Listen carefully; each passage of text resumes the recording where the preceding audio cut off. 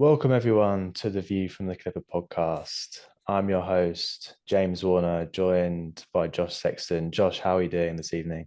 Good, yeah. I feel like I've come to what is the Anfield Wraps studio, but it feels like the Clippers trade bunker now. Maybe every time there is a big Clippers trade for us to react to, I'll just come down here into the center of Liverpool to talk about the happenings in Los Angeles. How are you doing, James? I'm doing great. I'm doing great. And yeah, just really excited to dive into this huge news. It was a shams bomb, so it makes sense you're in a bunker, trade bunker, to be reacting to the Clippers' new signing. It is John Collins. He is finally an LA Clipper, and I think much of Clipper Nation been raving this evening. John Collins is someone that's been rumored to be in the Clippers' interest. I think as far back as sometime in 2023. Um, that sort of interest has ramped up since he's become a member of the Utah Jazz, where obviously their priorities have shifted over previous seasons. He's looked particularly gettable after they've obviously added a fair bit of front court depth. And it's just been a natural, I guess, interest for the Clippers over the last few years. And I think now it's just come to the point where the Clippers have just been ready to pull the trigger, and we can break down the trade this evening. This is an emergency podcast. It's the first emergency podcast from us, and yeah, really excited to dissect the trade. So, John Collins is a Clipper. The Clippers have sent Norman Powell and a 2027 second round pick to Miami.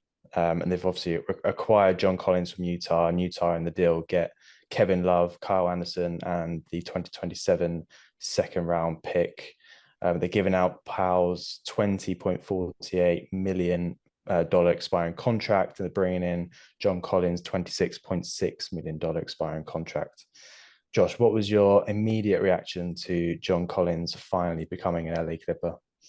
Yeah, well, it was funny, James, because you were the one who broke the news to me. I was in the office today, sort of, with my Liverpool head on almost, and yeah, you messaged me saying, "Shall we react to the trade?" Then, and I was like, "Well, I mean, we could react to the Kevin Durant trade. I guess it's a record seven-teamer and all these things. Like, it doesn't pertain to the Clippers in a direct way, but I guess there's a connection we can find." And then went onto Twitter to find out, no, actually, the trade that you're talking about is yeah, taking John Collins to Los Angeles and taking Norman Powell to Miami. And of course, we'll come on to the sort of Powell side of that and the impact he's had on the Clippers and what he'll be bringing to Miami, because we can sort of speak on that as Clippers fans, I guess. But first and foremost, the John Collins aspect of it is really exciting for the Clippers. I was genuinely surprised. Like we've had a lot of discourse, haven't we, in the Clippers UK group chat over the past few days about trade scenarios and people wanting us to get a little bit younger still, because that's always going to be the way, I think, isn't it? Especially when people are seeing the Clippers getting older. You almost want there to at least be some level of balance, I guess, if nothing else. And I'd expressed the other day that I honestly, in fact, it might have even been earlier today, I don't think the Clippers are going to be looking to give up many draft picks really, because it doesn't feel like that fits the plans. Like the Clippers have just been coming out of a scenario really where they didn't own any of their picks because of this the Paul George and Shea Gilgeous Alexander trade with the OKC Thunder. The Clippers obviously lost so many of their picks in that. I've not had control of that for a couple of years now. It's probably why they've been a pretty relentless playoff winning team from that point, really, is because none of that draft capital has been in their hands. Their draft future has not been in their hands. But now they're finally getting to the point where they are starting to do that, where they're starting to get to the point where they can clear some money off the books. And I honestly felt like every trade would be playing into that scenario. And that's the interesting part of this John Collins trade, is that in a way it doesn't necessarily, because the Clippers give up a second round pick, but in a way it does, because John Collins took up his player option for this season with Utah. So technically the Clippers are picking up an expiring $26 million contract. He's 27 years old, I think I'm right in saying. So Yep. he's on the same timeline. If some people in the group chat again express a sort of displeasure with timelines, but whether you like it or not, timelines are a thing in the NBA. We see it play out with teams who have been more successful than the Clippers in recent years in terms of threading little aspects of youth. I think back to the Warriors team who won the championship back in 2022, and that was a Steph Curry, Draymond Green, I guess Otto Porter timeline threaded through a Jordan Poole and Moses Moody and players like that timeline. So it does feel like the Clippers are adding another little aspect of that because John Collins on the Ivica Zubac timeline. So if he can impress this season, Yeah. then maybe they can get him tied down to a longer deal as long as he's enjoying life in LA and it doesn't just become a rental then. But listen, if it does become a rental, then the sort of cap repercussions for the Clippers next season, it's looking very, very good. All is very much rosy in the cap garden for the Clippers heading into next season. They've got so much financial flexibility that the idea of them getting younger, even if it is just for this season, it is really, really exciting. I've just seen the trade has been made official, by the way, while we've literally, as we started the podcast there. So that's convenient. Okay. Miami have announced that, yeah, that Norman Powell is a Miami Heat player. And I guess any moment now we can expect the Clippers to make the John Collins acquisition official. So, yeah, another really exciting, trade for the Clippers or pick up for the Clippers. How are you feeling about it? Yeah, I mean, I was shocked to be honest. I just thought the John Collins rumor would just forever stay a rumor because it feels like it's been around for longer than 2 years. I think it sort of dates back to 2023, where there were some trade scenarios thrown around before the Utah Jazz picked him up from the Atlanta Hawks. And he's just always been a name that has been discussed through the last few off seasons. And the Clippers have obviously been looking at that kind of profile for the number 4 position. Um, I think John, he's a play finisher. He's a high energy. He's going to add more rebounding. He's a decent floor spacer. He can shoot the 3 ball. I think he's got a lot of skills that is going to make him really effective for the Clippers.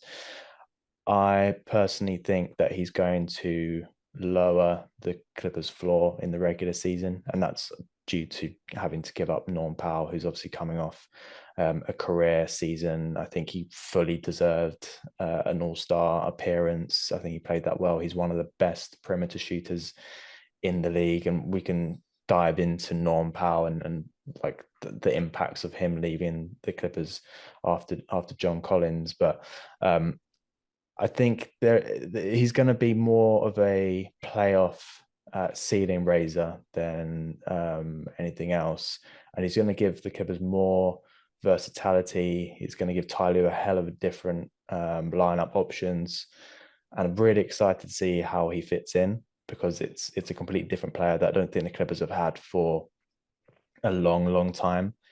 Someone who can sort of pick and pop, can be a lob threat that's not a typical 5, who can shoot a 3 at a decent clip. He's coming off a season where he's averaged 19 points, 8.2 rebounds, and he shot almost 40% from 3 for Utah last season. Interesting enough, actually, and sort of just related to that last point is I was looking through his stats. He had pretty bad 3-point shooting here for the Hawks, and I completely forgot that he had a really, really bad finger injury for the Hawks, which actually completely made him change his shot. I think that season he shot around 30% from 3. So this is a guy who's had to sort of fight back from that, and was then obviously traded to the Utah Jazz, where he hasn't been competing for anything at all. So he was on, I think, was it the 2021 Hawks that went pretty far, did pretty well. So he was on that team, but since then he's obviously not got a whole lot of playoff experience. I personally think the Clippers have looked at this, and I think they've taken great attention to the Denver series, and obviously some of the moves Denver have made this offseason, and decided that they need to get bigger. They've had too many lineups where there's too many guards, they're too small, and if you look back at that Denver series, you see how much Aaron Gordon dominated, and looked like an all NBA player. And all respect to Aaron Gordon, he's a great player, but he performed well and above his usual. And we managed to keep Nikola Jokic quiet. Jamal Murray obviously had his usual performances, but I think it was Aaron Gordon and Russell Westbrook who obviously, I think they steered the series for Denver. I think adding a guy like John Collins means that in those situations, in those lineups, you don't have to play James Harden defending Aaron Gordon. You can give Kawhi Leonard a bit of a break because I know that I think maybe he's been offensively more of a 4, but he can be defensively a 4 at times. And you can take that load off of him and you can give it to John Collins.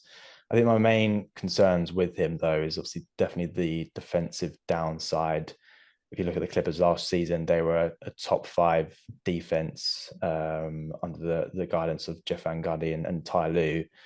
And they were particularly, I think, one of the best perimeter defenses in the league. Now, if you look at the deal, you're only giving up Norman Powell. I think they only wouldn't probably attribute Norman Powell to being a great defender, but John Collins is coming to start for the Clippers. He's not going to be taking up a bench role, and that's obviously going to cause some defensive issues for the Clippers. So I'm interested to see how they navigate that.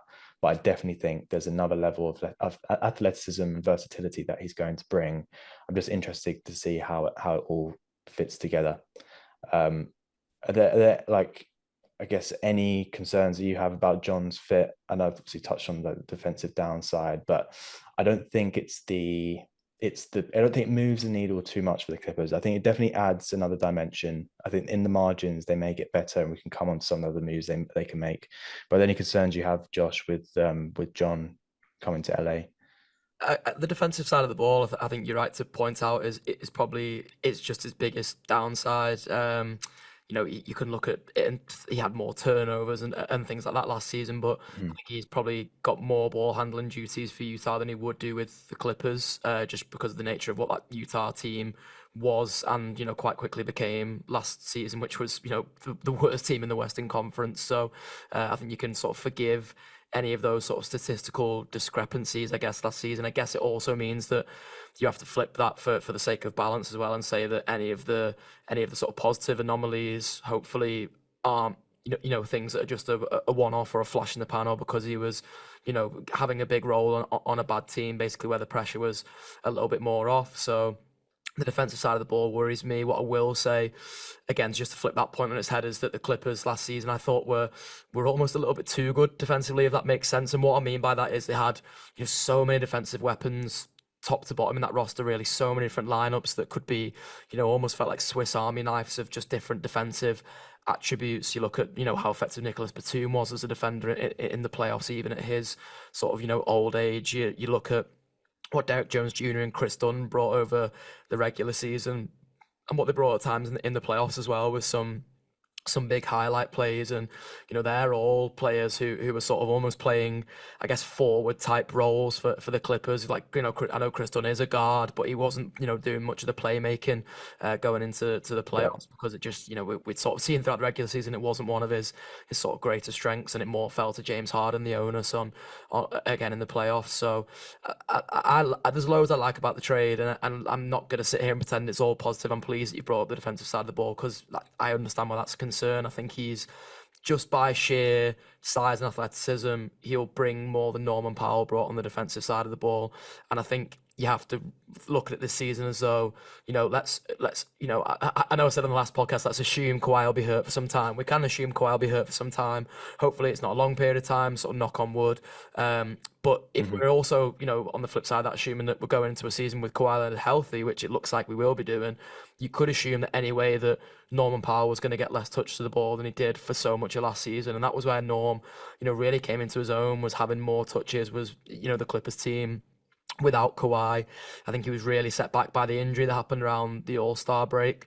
And it wasn't necessarily Kawhi coming back in as such that jarred for Norm. I think it was the injury that jarred more so than Kawhi coming back in. But you sort of can't ignore that from the point Kawhi did come back in, Norm just wasn't as good for the Clippers last season. So in that Mhm. sense, are you losing a ton by bringing Collins in? Again, I don't know. Like, I think there's only so much you can do on the basketball court, whether offensively or defensively. And in that sense, like, I'm really excited by the idea of like adding to this sort of Lob City thing we've got going on now. It's Derek Jones Jr.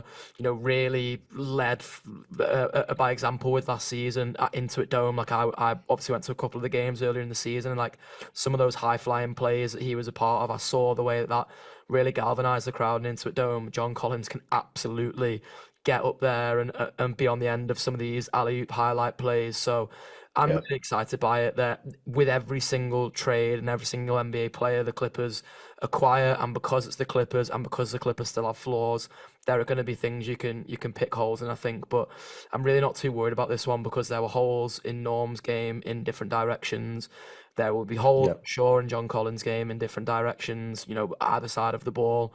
Um, but really, I think it's what he brings to the Clippers, which I am most excited about, rather than having concerns around what he doesn't bring, if that makes sense.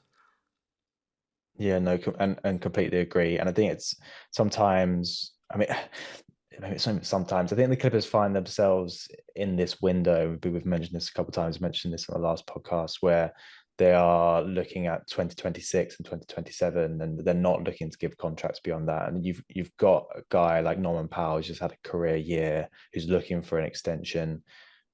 How far do you want to take that? And yeah, I guess they could have run it back easily this year, but I think they get to sort of kill two birds with one stone in terms of adding something different from last year, because I think they got, I mentioned the Denver series, they got to a point in that Denver series where they couldn't change anything, and Ty Lue is he's the magician of playoffs in terms of switching it up and adjusting, right? That's his game.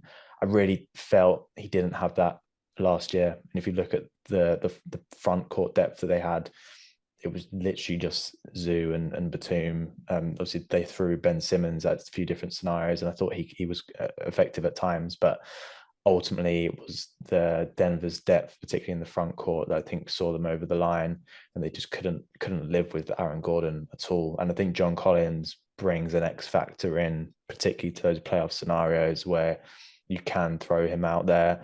And just because he's going to be a starter, I mentioned, he may lower the floor, and the Clippers may struggle to get a top 5 defense next year with him in the starting lineup. That doesn't mean he's going to be, just playing with that starting unit for the whole game. He's going to have minutes with Brook Lopez, and I think that's one of the most interesting dynamics, actually. And I'm not saying he's anywhere near the player Giannis is, but obviously Brook has played with an awesome athletic number 4 for the past few seasons. And I don't think John Collins has played with a big who's had the sort of shooting ability of Brook Lopez. So really interesting to see that dynamic. Obviously along with James Harden and how he fits in there as well. So I think he's going to be a great fit, but I definitely think that the Clippers' regular season performances are going to take a little bit of a hit in terms of the kind of lineups that they can throw at teams. Obviously, I think John himself is going to perform through the regular season just fine. I just feel like as a unit, um, they're definitely going to have to think about how they bring him in, what kind of units they throw at teams. But really, really exciting. And I think because obviously we're getting on the news early, and you mentioned there that the Miami Heat have announced the trade. I have just had it come up that the Clippers have also Yeah, announced that they've acquired John Collins in the 3-team trade. So it'd be a good looks good in that opportunity to, jersey. Does look good in that yeah, jersey. he does, and it's been one that's been photoshopped a hell of a lot of times, and now it's official. Um, he is an LA Clipper. I thought it would be a good opportunity to read out Lawrence Frank's quote on John Collins. So he said that this was an opportunity to address a position and a skill set that we felt needed reinforcement. John is a power forward in his prime with great athleticism who can also play small ball 5. He scores at all 3 levels, excelling in space, transition, as a runner, roller, and a vertical threat. He stretches the court with his shooting and helps win the possession battle with his rebounding. We're excited to add John to the group. And he's obviously highlighted there that John is a power forward, which is obviously something that the Clippers and Clipper Nation in general have been calling out for many think years. So Kawhi Leonard himself has been calling out for. he raised it a fair few times. It was it last season, the season before, that he was talking about. I'm going to play it until we get someone else. That was along the lines of the quote, wasn't it? Yeah, absolutely. Yeah, that's the thing. Like again, like sort of looking at the impact has, and I think we're almost thinking of it like singularly, like what does John Collins bring to the Clippers? Like he's going to help move the needle for other players, which I think is probably the Yeah, most exciting thing, really. Like I mentioned when we acquired Brook Lopez, how I think it will help lift Ivica Zubac and his game, having his vet back around. I think like Jamal Christopher tweeted it there, like Kawhi being able to be guarded by small forwards again rather than power forwards. I think is going to be absolutely huge for him. Kawhi feeling like he can just be the sort of de facto three or bona fide three again for the Clippers rather than the four for the Clippers, I think is going to really unleash more potential from him. And the small ball five thing is really interesting. I didn't think of that until seeing it in Lawrence Frank's statement there. So it's clear yeah, they see John Collins as someone who can almost do that Nicholas Batum kind of role, I guess, where Batum can stretch the floor, but also probably has more of definitely has more of a vertical threat than Nicholas Batum does, particularly in his sort of older years now. But yeah. yeah, that's, to be honest, reading Frank's quote there has made me even more excited about what John Collins can bring. Because as I say, it's the impact on other players in the team as much as what he can bring sort of individually. Yeah, I didn't consider the small ball five angle, but it's natural. The Clippers and Tyler have gone down that route multiple times. And I imagine if they played the times they played Utah last season, John Collins was deployed a lot from the bench as a small ball five. I think they found that they just have an extreme amount of front court depth. Utah, they have obviously Walker Kessler, Larry Markkinen, and these are guys that they want to be giving the heavy minutes to in the front court.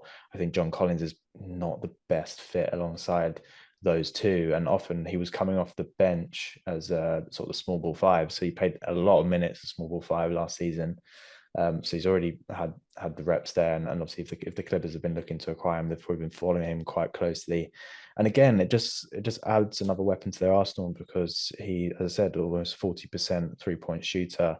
I think maybe in the five position he's less vulnerable defensively because he's not going out to the perimeter as much. And like I said, it's someone they can swap with Nico Batum if they are looking at small ball five.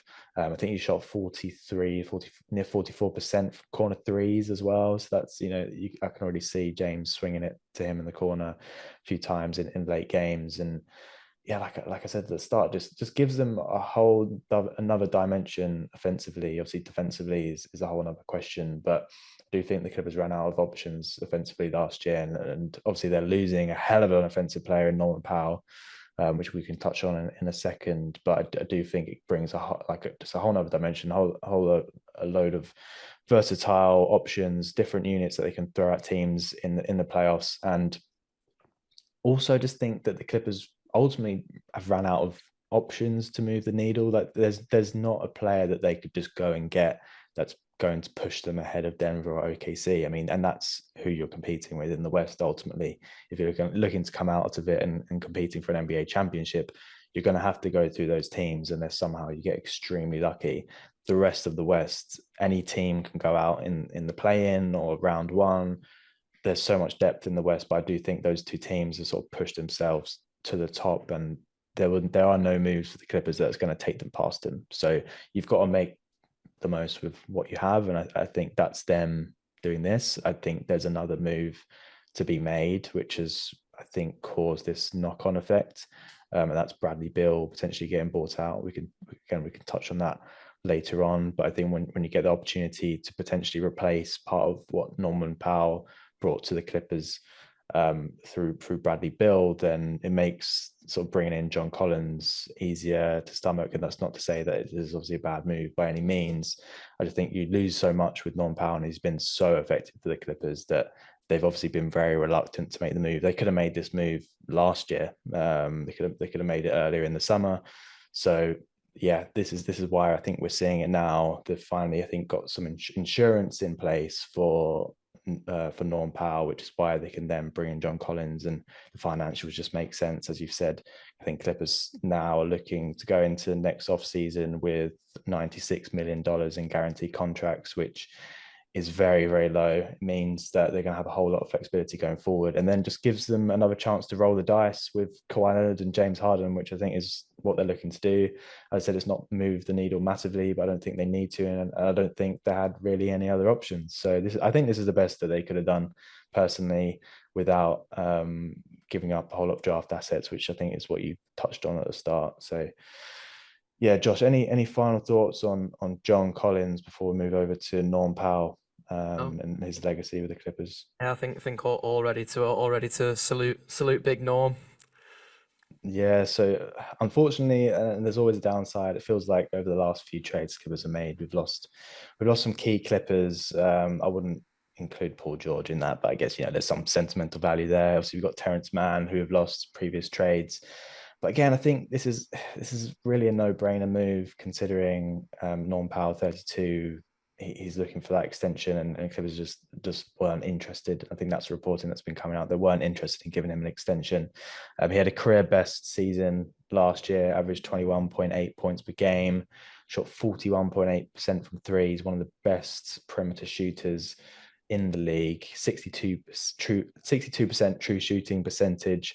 He had that famous quote last off season around the addition by subtraction by losing Paul George, which I think instantly made him a fan favorite. I think he was well liked before that, but I think that really stood him up. And obviously, when the performances started coming in as well, that addition by subtraction just took off. So unfortunate to see Norm Powell go. What are your immediate reactions to losing Norm Powell?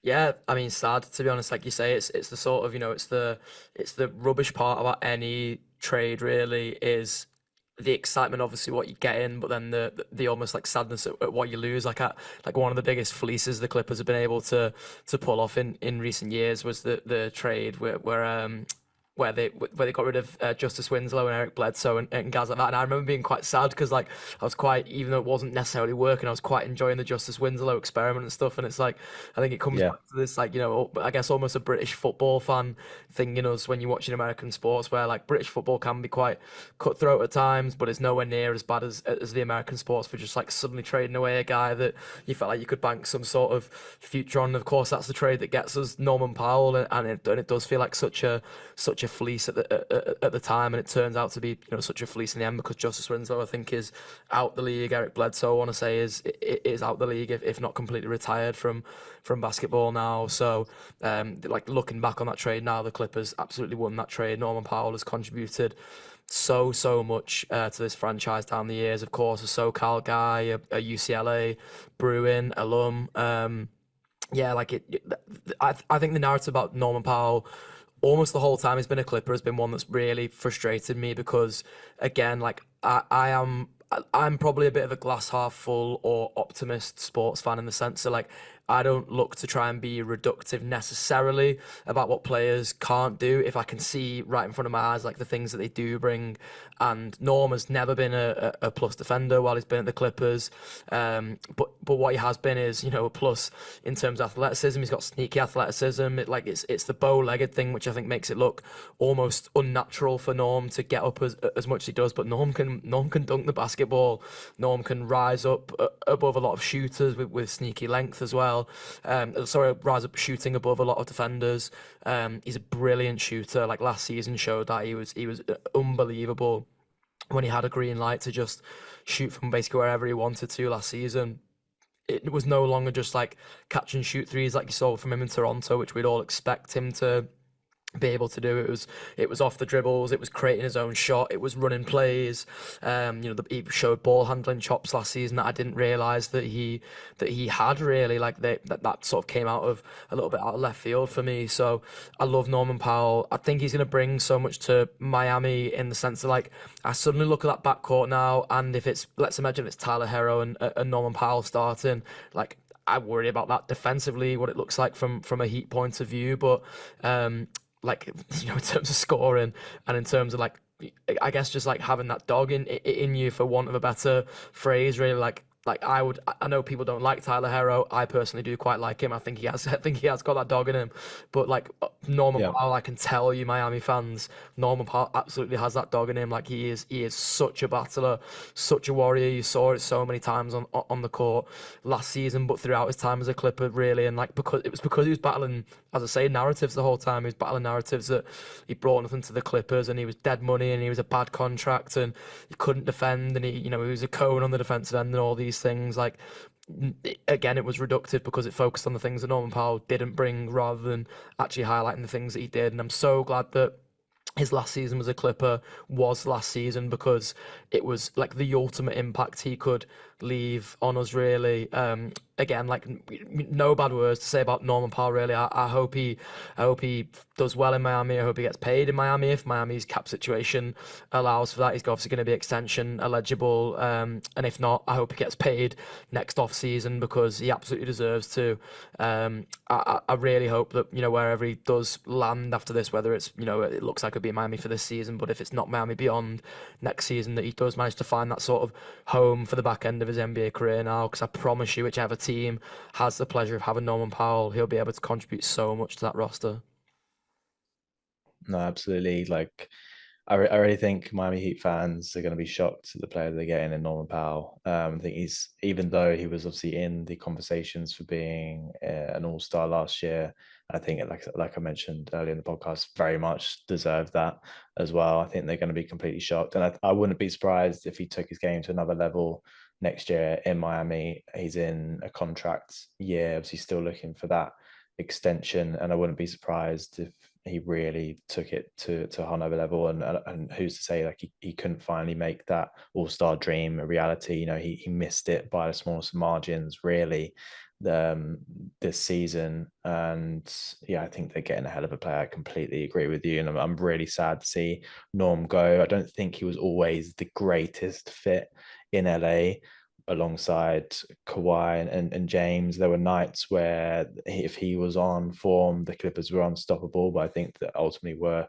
too many times, particularly in the playoffs, where he just didn't live up to expectations. But I don't think that's a fault of his own. He's a true professional, and I think it's maybe more of just a fit thing with Norm. And he's not just 3-point shooting and perimeter scoring. Like, I think one of the things I'm going to miss the most with Norm is his efficiency with the basketball, to do a lot in a little time. And I think that made him effective during his time with Kawhi and Paul George.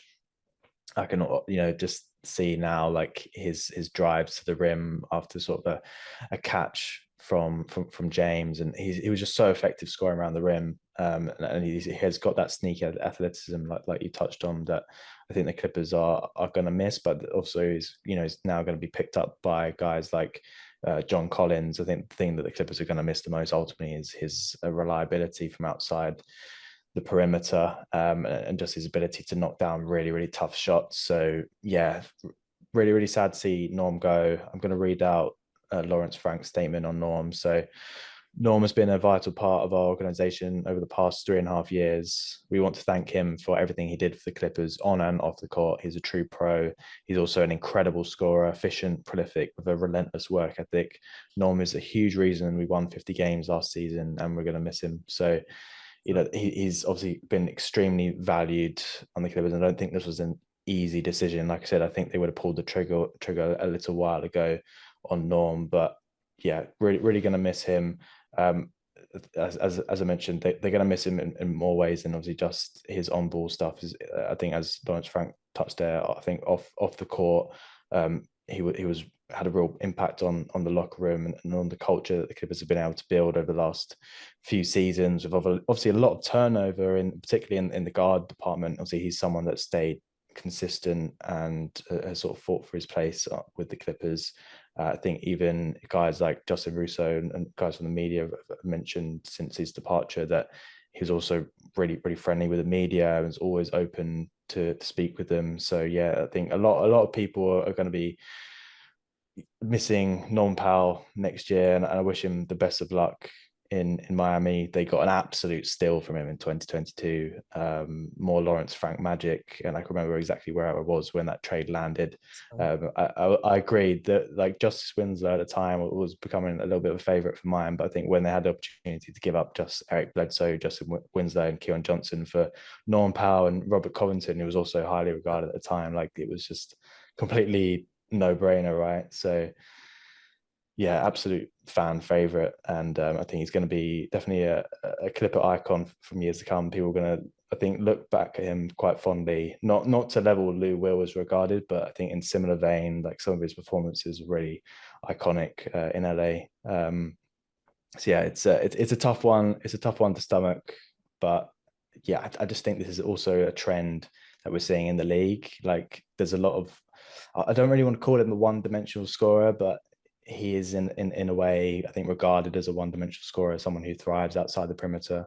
Um, the league is sort of giving up on those who are just not all-star players, and I think it's unfortunate for him that he just wasn't able to get that recognition. And I don't know if we're in the same position if he was selected, and if the selecting committee were sensible and actually gave him an all-star appearance. I don't know if we're sitting here right now. Maybe he's got a contract, but yeah, I think the league in general is sort of moving away from those sort of players, and we'll touch on another one that looks like they've moved away from as well, and who could come in. But yeah, Josh, it's a real loss losing Norman Powell, and I don't know if you've got any more thoughts on him.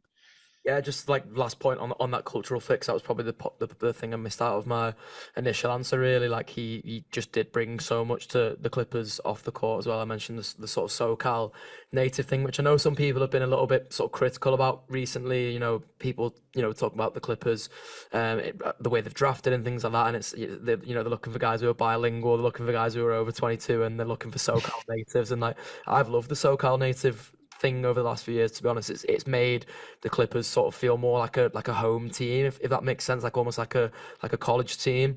And I love that element of things. I've loved Norman Powell and the Clippers. I loved the addition by subtraction culture of last season. I honestly think that quote and that mentality just seeped through the whole team to the point where like guys who were probably quite sad to see Paul George leave in the end ended up feeling like they had like a cross to bear as well. Like they needed to go out and prove this point that even though Paul George had walked, like the Clippers weren't going to get worse. Of course they weren't. And if you think that that's like a personal affront to not only to Norman Powell but to all of us guys, and I wish that Norm got rewarded with that All Star appearance.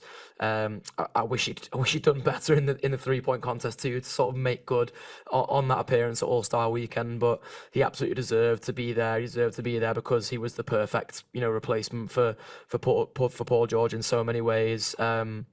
As much as, again, as I say, culturally rather than necessarily what he brought on the court, but on the court he was still brilliant. And Miami have got a good one, someone who can contribute to whatever it is that Heat culture is meant to be. I'm confident that Norman Powell can fit the bill of any culture because he is a Yeah, cultural architect on any team.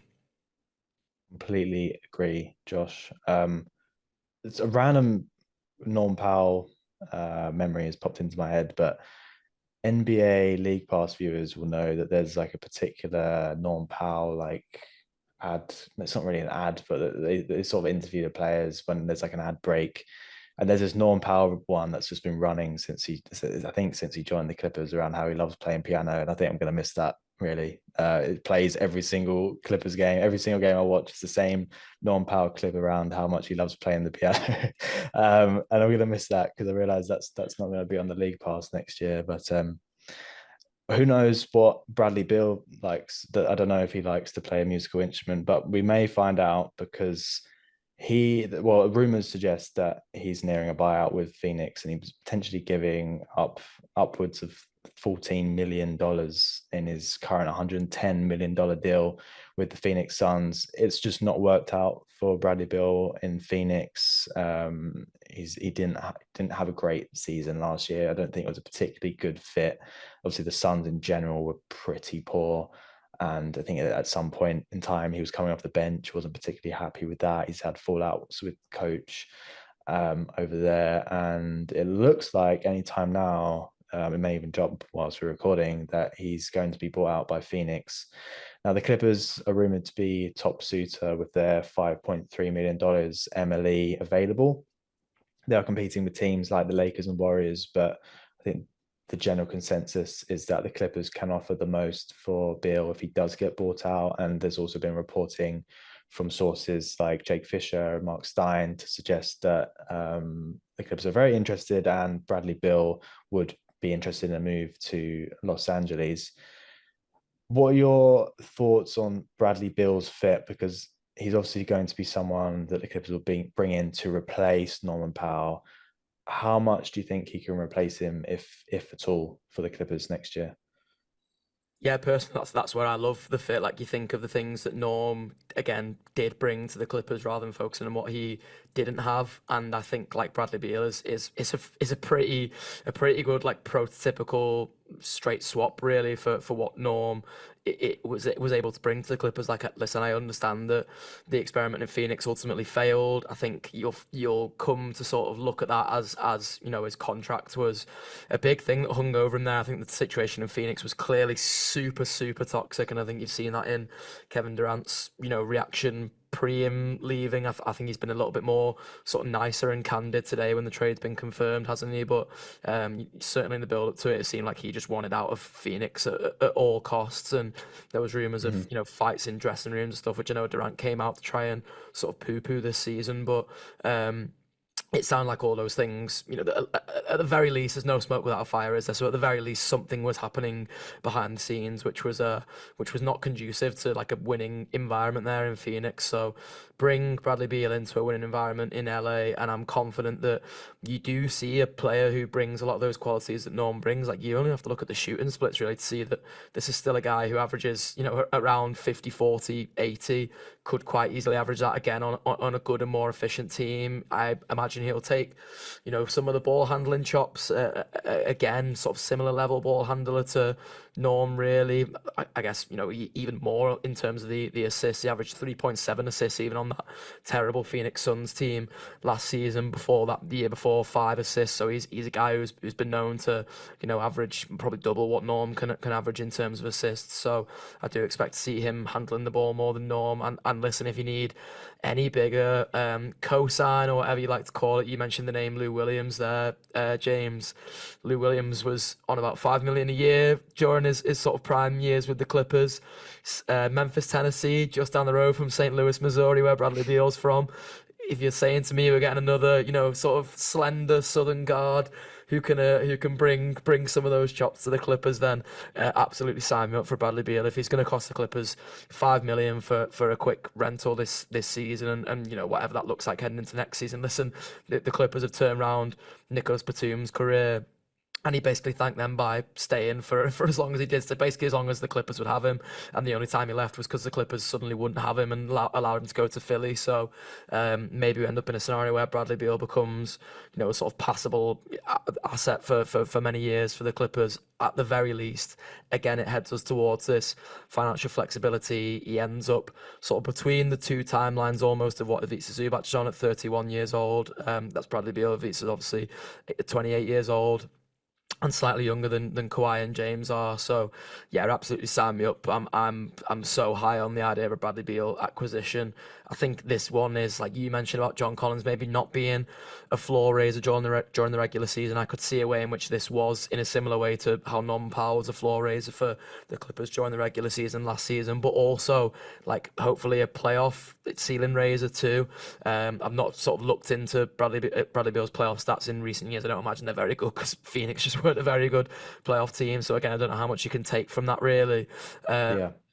but it feels like one of those moves where if I think about what Bradley Beal can bring to the Clippers, and I can put that into a Clippers playoff scenario where he's playing alongside James Harden, and you don't necessarily need James Harden to go off for 30 every night because Bradley Beal could drop 25 quite easily in a game. I could exactly see a Mhm. way home where Bradley Beal does that and James gets 12 assists, for example, where Kawhi Leonard is the leading scorer. So the onus again is not on Bradley Beal to be that, and the locker room is just a steadier environment, less egos than there are in Phoenix, which I do think is an important part of what the Clippers are able to sell at the moment, is that they've cultivated a pretty good culture down the years. So as long as Bradley Beal isn't one of those common denominator things that he's coming from Phoenix with any kind of ego. I don't imagine he is because he's coming really with his tail between his legs, having been waived and stretched. Then, yeah, Yeah. I'm absolutely all for the idea of acquiring Bradley Beal. How are you feeling about it, James? Yeah, I think it's a domino that likely fell to cause the John Collins move. And I think now that the Clippers find themselves in a situation where they've gone the opposite way. They've got a whole lot of front court depth, but actually they need some ball handlers. They need to find someone. I think at the moment it's out of two names. It's Bradley Beal and Chris Paul, and I think it's whoever you think can be more of a fit and more effective with this current Clipper side. And I think, as you mentioned, Bradley Beal, he could really replace Norman Powell quite well, and you can get his production at a discount. He could be like the TK Maxx, Norman Powell, the TJ Maxx. If you're an American, listen to this. Norman Powell, he obviously did not have as good of a season as Norman Powell did last year. I think he's got a ceiling that he can reach, and I think in the right scenario, with the right culture, with the right fit, he could be great. But again, I think it just brings like similar concerns around the fit with John Collins, and it's the Clippers obviously moving away from the top 5 defense to now bringing in two guys who really are just a defensive liability. And I'm interested to see how Jeff Van Gundy in particular is going to navigate that, and obviously Tyronn Lue as well in terms of some of the matchups, because you'd probably assume that Bradley Beal would join knowing that he's going to be a starter. And obviously John Collins on that contract is going to be a starter as well. So bringing in two guys that are not great perimeter defenders into the lineup in the sacrifice of Norman Powell, who albeit wasn't a good defensive player as we mentioned, but obviously at the 4 position, you're going to have to give up someone, whether it's Derrick Jones Jr. or Chris Dunn. So yeah, I'm interested to see how it fits, but don't get me wrong, Bradley Beal is someone who's intrigued me for a few years now, and it's someone who can handle the ball for the Clippers, who's not Chris Dunn. Again, not a massive fan of Chris Dunn's ball handling. Obviously, he's more of a defensive presence, so would be interested to see the fit there. But obviously, Beal's off-ball scoring, his catch and shoot ability, it's going to complement James Harden and Kawhi massively. And yeah, I think my other big concerns with him is just can he stay healthy? Because I know he's had quite a few injuries with the Suns, and his availability isn't great. But again, I think when you roll the dice, as they've done with John Collins, and rightly so, it does seem like it's Bradley Beal, Chris Paul, or nobody, and they've got 2 roster spots to fill. I do feel it's more than likely it's going to be Bradley Beal just due to what they can offer compared to competitors. I'm categorically going to say right now I don't want Chris Paul and Bradley Beal. I've seen that floated around. I don't think that makes sense for the Clippers at all. I don't think that makes sense for Chris Paul or Bradley Beal. Chris Paul in particular, I think Chris is looking at sort of a farewell tour. He's going to want to maximize his minutes, and I think it's been widely reported that he wants a starting role. I think he can likely get that elsewhere. Probably And in I'm also Phoenix now. yeah, I mean, and I'm not a fan of bringing in a 6-foot guard along with Bradley Beal, who's not particularly tall either. I think our backcourt is going to get quite small quite quickly, and there's just not. I don't think there's enough minutes to split between them. So I'm completely opposed to Bradley and Chris coming to Clippers. I think it is one or the other. I'm not fussed. I don't think the Clippers are fussed which one they miss out on. I think they probably would be less fussed about missing out on Chris Paul just due to his age, and Bradley Beal. I think there's a higher ceiling there, of course. But again, it's just the age old question with another sort of 30 plus player who has health issues, and again, I don't think they need him to be completely available because they're going to have enough guys to sort of get around it. But they relied heavily on Norman Powell's production last year. So although I'm silently excited by Bradley Beal, I am a little bit concerned on the defensive end, but also the availability. And I think that could come back round to sting the Clippers. There's not been any movement as of right now, but I fully expect that I think Bradley Beal will be a Clipper in the coming days whenever he is bought out. He's given up a hell of a lot of money, and I think, like you touched on, I'm hoping he leaves that ego and those issues in Phoenix, and is a little bit humbled by this situation because he's going to need to play for a contract. Obviously there's a hell of a lot of guys in the Clippers who are going to want to play for their future.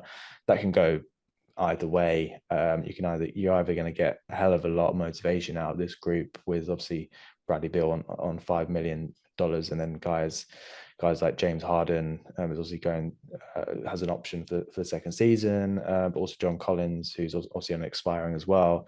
Feels like this might be the right time for them to restart and go again on the contract year. And then you've got guys like Jeff Van Gundy, who's we've seen him coach. He's loud. He's gonna tell them what he thinks.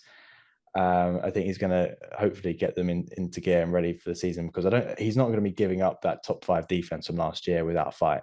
I know that we can all recognize that Bradley Beal and John Collins are not good defenders. I can definitely see him working them to the bone to even just get a tiny percentage more out of them on the defensive end. It's probably a lost cause, but I don't think he's going to be giving that up that quickly. So interested to see the fit.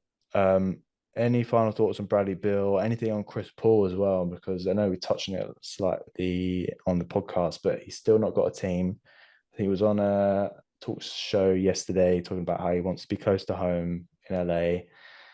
It's still a possibility. What do you think about that potential reunion now that obviously Norman Powell's moved out the door? Yeah, it's still a possibility. I'm like you. I wouldn't like us to sign Chris Paul and Bradley Beal, especially with all this talk that's coming out of Chris Paul's camp about how he wants to be, a starter next season. To me, Yeah. there's a tweet from AP Hoops who generally I'm a little bit back and forth on like what he is like as a source, but he's quoted Zach Lowe, so I'm going to take that face value as saying that's something that Zach Lowe has actually said. He's linked to his YouTube and stuff. I'll watch the video later to make sure it definitely is what he said, but he mentioned that basically the league sources are expecting Bradley Beal to be picked up by the Clippers following his buyout. He said people around the league believe the Norman Powell trade was the domino before the Bradley Beal domino falls. So I would imagine that the Bradley Beal domino falls, and then Chris Paul has apparently been the front runner for Chris Paul. So it seems to me like he just go back there and be back with Devin Booker, and all those kind of things make a bit of sense to just like try and steady the ship in Phoenix a little bit. I think suddenly, like you say, it doesn't make sense for the Clippers if the Clippers do go and get Bradley Beal. If they do get Chris Paul as well, I'll be interested to see how it works. I always like to just sort of see how these things play out before judging them too negatively too quickly. I would have a lot of reservations about what Chris Paul could bring to the Clippers rotation with guys like Chris Dunn in it, who I think bring so much and should see genuine minutes on the floor, should hopefully see more minutes on the floor in the playoffs with a few more offensive weapons around him in Bradley Beal and John Collins and players like that. So yeah, like I'm in the same boat as you. I think it doesn't make a ton of sense to me. What would make more sense is the Clippers pick up Bradley Beal once he clears waivers, and Phoenix picks up Chris Paul, and that's how again this next sort of domino falls. I love NBA trade season when it gets to this point where like suddenly things just all start to fall into place and everything starts to really make a load of sense. Yeah. Again, like I think I mentioned before, I don't necessarily see Norman Powell's fit in Miami, but like it seems that Miami have helped push this wagon along, which maybe we're going to see help a few more teams out down the league. Maybe the Golden State Warriors will finally do some sort of dealing, because everyone else in the NBA has done something so far besides the Golden State Warriors, bless them. So yeah, we'll see what plays out. Maybe they decide they want Chris Paul and Al Horford and they just turn into even more of an old people's home than the Clippers currently are. They've got some way to do that. I mean, the Intuit Dome is fastly moving to a retirement village next season. But they've definitely got competition with the Warriors because that squad's getting old as well. But at least they draft well. They've got a fairly young team. Listen, Josh, I know it's late. It's 11:17. You're still in the studio. I'm keen that I let you go and you can get home. But any final thoughts on any of the moves that the Clippers made today? Otherwise, obviously we can close it there for tonight. It's funny because obviously I'm hankered down in what we're calling the Clippers trade bunker here now, and Lawrence Frank's doing media availability right now, so he's talking about the John Collins trade. Some really interesting quotes coming from it, really. Talking about the fit of John Collins. There's one from Joey Lynn in particular, which says Lawrence Frank mentioned the ability the Clippers have now to slide Kawhi back to small forward alongside John Collins. He mentioned a couple of other possible lineup combinations, including playing Ivica Zubac and Brook Lopez together. So it's clear the Clippers Wow. are sort of leaning in this double big direction. I'd personally rather see John Collins playing with one of the proper fives rather than the two fives together. Listen, there's a world in which I can see Brook Lopez being the stretch on the offensive side of the ball with his 3-point shooting while Zubac is the rim runner. And then Zubac defends the perimeter with Chris Dunn doing that quick blitzing that we saw a fair bit of it towards the back end of last season and into the playoffs. And maybe that's how it works. I'm wary that if I'm playing Chris Dunn in that lineup, I'm taking away even more shooting from that lineup. But I'm trying to make that make sense in my head. But listen, L. Frank has done plenty of mad things down the years, been method to the madness. And by the way, a breaking news quote from Lawrence Frank as he wraps up this media availability. He says, we're not done. We address some needs. There are other needs we have to address, and we'll continue to work through it. And as my friend Grant Money Mona, good Clippers reporter who everybody should be following, says, mic drop. Wow. I mean, it sounds like we might have to do this again tomorrow night if there's another move up their I might have to sleeve. sleep in the trade bunker. Yeah, I think if you're there, it sounds like the Clippers are making moves. So yeah, you might need to camp out there, Josh, for tomorrow. Really interesting quotes there. I think we touched on the potential of Brook and Sue playing together. I mean, I know there was like a sticking point with Clippers fans over the last few years with Tyronn Lue using like the three guard lineups. This could potentially be the new one.